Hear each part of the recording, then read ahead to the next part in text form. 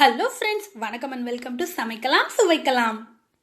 இன்னைக்கு நம்ம சேனல்ல ரொம்பவே யூஸ்ஃபுல்லான புத்தம் புதிய கிச்சன் டிப்ஸ் தான் பார்க்க போறோம். இந்த டிப்ஸ் எல்லாமே உங்க பணத்தையும் நேரத்தையும் கூடவே உங்க வேலையும் ரொம்பவே மிச்சப்படுத்தும்.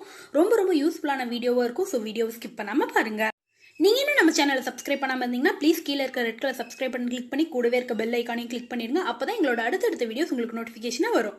வாங்க டிப்ஸ்குள்ள போலாம். டிப் நம்பர் 1, சாம்பாருக்கெல்லாம் நம்ம பருப்பு வேக வைக்கும் போது குறைஞ்சது அந்த பருப்பை ஒரு 10 நிமிஷமாவது ஊற வச்சுக்கோங்க. அது மாதிரி ஊற வச்சு நம்ம வேக வைக்கும் போது சீக்கிரமா வெந்து வரதும் இல்லாம கேஸ் செலவும் நமக்கு மிச்சமாகும். டிப் நம்பர் 2, குக்கர்ல எப்பவும் பருப்பு வேக வைக்கிறதுக்காக கீழே ஊத்துற தண்ணியை நம்ம குடிக்கிற தண்ணியா ஊத்திக்கோங்க. அது மாதிரி நீங்க செய்யும் போது சீக்கிரம் உப்பு கரைப்படியாது, நம்மளுக்கு விளக்கறதுக்கும் ரொம்பவே ஈஸியா இருக்கும்.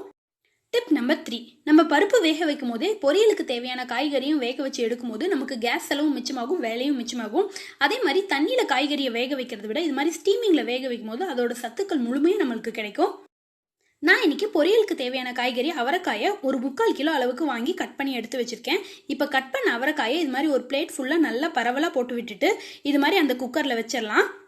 குக்கர் சைஸுக்கு ஏற்ற மாதிரி தட்டா பார்த்து எடுத்துக்கோங்க. கீழே பருப்பு மேலே காய்கறி எல்லாமே ஒரே சமயத்தில் வெந்து வந்துடும். 2 விசில் விட்டா போதும். பருப்பு பூ மாதிரி நல்லா வெந்து வந்துடும். அதே சமயத்தில் நமக்கு காயும் வெந்து வந்துடும். கடைசியாக அந்த காயை ஒரு தடவை தாளிச்சிட்டா மட்டும் போதும். பருப்பு வேகிறதுக்கு தேவையான அளவு 3 விசில் வரைக்கும் வச்சு எடுத்துட்டு வந்திருக்கேன். ஓபன் பண்ணி பார்க்கலாம். பாருங்க காய் எந்த அளவுக்கு சூப்பரா வெந்து வந்திருக்குன்னு. இந்த காயை நம்ம வதக்கி பேன்ல வேக வச்சிருந்தோம்னா குறைஞ்சது 20 நிமிஷமாவது ஆயிருக்கும். ஆனா பருப்பு வேக வைக்கிற அதே டைம்ல இந்த காயும் வேக வச்சிட்டோம். காயும் நல்லா வெந்து வந்திருக்கு. அதே மாதிரி பருப்பும் நம்மளுக்கு சூப்பரா வெந்து வந்திருக்கு. இந்த அடியில் இருக்க தண்ணியை நம்ம சாம்பாருக்கும் சேர்த்துக்கலாம், அப்படியே வேணும்னா ரசத்துக்கு கூட சேர்த்துக்கலாம். அதே மாதிரியே நீங்க உருளைக்கிழங்கு, சேமக்கிழங்கு, கருணக்கிழங்கு அது மாதிரி கிழங்கெல்லாம் வேக வைக்கும் போது தேவையான அளவுக்கு கட் பண்ணி இது மாதிரி சைட்ல போட்டு விட்டுட்டீங்கன்னா பருப்பு வேகிற அதே சமயத்துல இந்த காய்கறியும் வெந்து வந்துடும். நல்லா வெந்ததுக்கு அப்புறம் நம்மளுக்கு எந்த சைஸ்க்கு தேவையோ அந்த சைஸ்க்கு கட் பண்ணி எடுத்துக்கலாம்.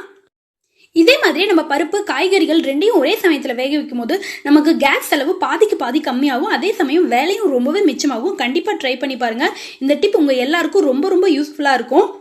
பருப்புக்கு தேவையான மஞ்சத்தூள், எண்ணெய் மட்டும் சேர்த்துட்டு இதை மூடி போட்டு 2 விசில் மட்டும் வச்சு எடுத்தா போதும். ரொம்ப விசில் கூட வைக்க தேவையில்ல. பருப்பு எந்த அளவுக்கு வைக்குமோ அந்த அளவுக்கு மட்டும் நீங்க எப்பயும் வைக்கிற மாதிரி வச்சு எடுத்துக்கோங்க.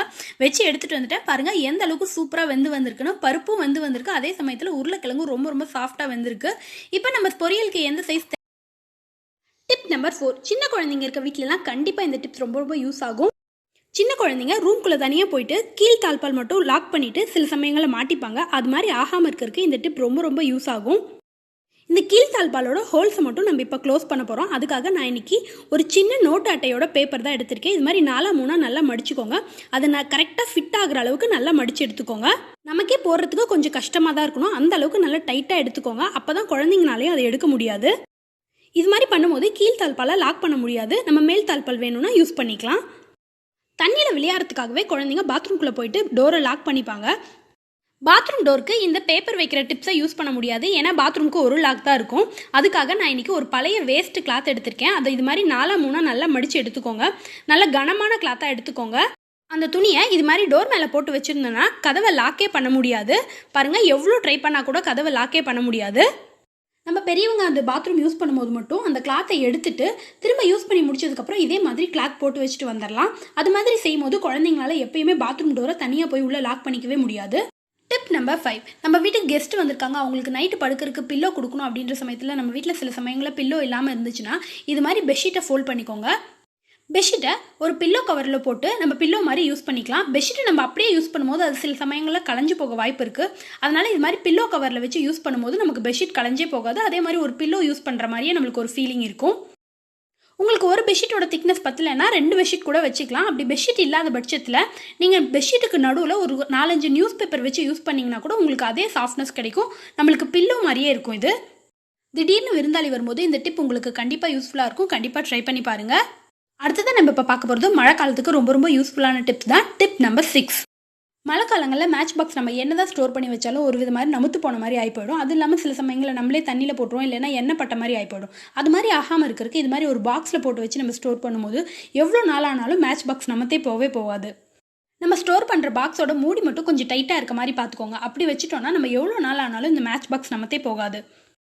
நம்ம ஸ்டோர் பண்ணுறதுக்கு முன்னாடியே சில சமயங்களில் நமத்து போச்சுன்னா இது மாதிரி நம்ம ஃபேஸ்க்கு யூஸ் பண்ணுற பவுடர் கொஞ்சமாக போட்டுக்கலாம். இந்த பவுடரில் நம்ம மேட்ச் ஸ்டிக்ஸ் எல்லாம் நல்லா புரட்டி எடுத்துக்கலாம். அதோட மருந்து பகுதியெல்லாம் நல்லா பவுடரில் படுற மாதிரி போட்டு எடுத்துக்கோங்க. அது மாதிரி செய்து வைக்கும்போது அதோட ஈரப்பதம் எல்லாம் இந்த பவுடர் உறிஞ்சிக்கும். சில சமயங்களில் அந்த பாக்ஸில் இருக்க பகுதி கூட நமத்து போயிடும். அது மாதிரி ஆகும்போது கூட இந்த பவுடர் நீங்கள் வச்சு பூசும்போது அது நமத்து போனது கூட சீக்கிரமாக ட்ரை ஆகிடும். ரொம்ப ஈஸியாக நம்மளுக்கு பருத்திருக்க முடியும். இப்போ பார்த்த டிப்ஸ் எல்லாமே உங்களுக்கு ரொம்ப ரொம்ப பிடிச்சிருக்கும்னு நினைக்கிறேன். அப்படி பிடிச்சிருந்தா மறக்காமல் நம்ம சேனலை சப்ஸ்கிரைப் பண்ணிக்கோங்க. அது மட்டும் இல்லாமல் உங்களோட ஃப்ரெண்ட்ஸ் அண்ட் ஃபேமிலிக்கும் மறக்காமல் ஷேர் பண்ணுங்கள். அவங்களும் பார்த்து தெரிஞ்சுக்கிட்டோம். இதே மாதிரி நம்ம சேனலில் நிறைய யூஸ்ஃபுல்லான கிச்சன் டிப்ஸ் வீடியோஸ்லாம் அப்லோட் பண்ணியிருக்கோம். அந்த லிங்க் எல்லாமே டிஸ்கிரிப்ஷன் பாக்ஸ்லையும் கமெண்ட்லையும் பின் பண்ணி வைக்கிறேன். உங்களுக்கு கண்டிப்பாக தேவைப்படும். ஃப்ரீயாக இருக்க டைமில் செக் பண்ணி பாருங்கள். இவ்வளோ நேரம் இந்த வீடியோ பார்த்ததுக்கு ரொம்ப ரொம்ப நன்றி.